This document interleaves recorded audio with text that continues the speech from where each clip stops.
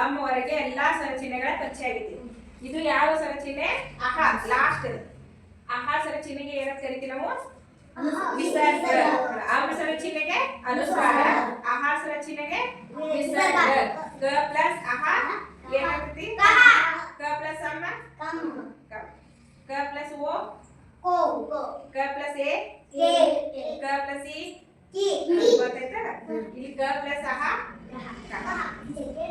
ಹೆಚ್ಚಾಗಿ ನಾವು ಈ ಅಕ್ಷರಗಳನ್ನ ಹೆಚ್ಚಾಗಿ ಕನ್ನಡದೊಳಗೆ ಬಳಸೋದಿಲ್ಲ. ಹೆಚ್ಚಿರು ಎಲ್ಲಿರ್ತಾವ ಅಂದ್ರೆ ಸಂಸ್ಕೃತದೊಳಗೆ ಇರ್ತಾವ ನಾವು.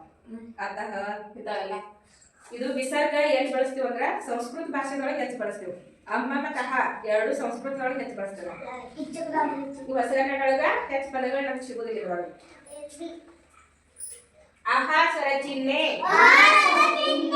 ವಿಸರ್ಗ ಕ ಪ್ಲಸ್ ಅಹ ಕಹ ಕಹ ಕಹ ಗಹ ಗಹ ನಹ ಚಹ ಚಹ ಜಹ ಯಹ ಯಹ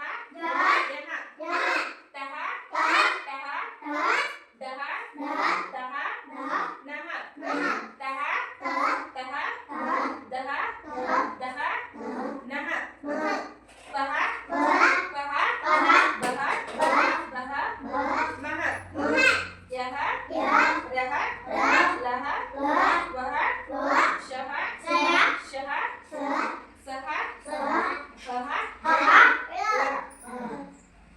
ಪುನಃ ಪುನಃ ದುಃಖ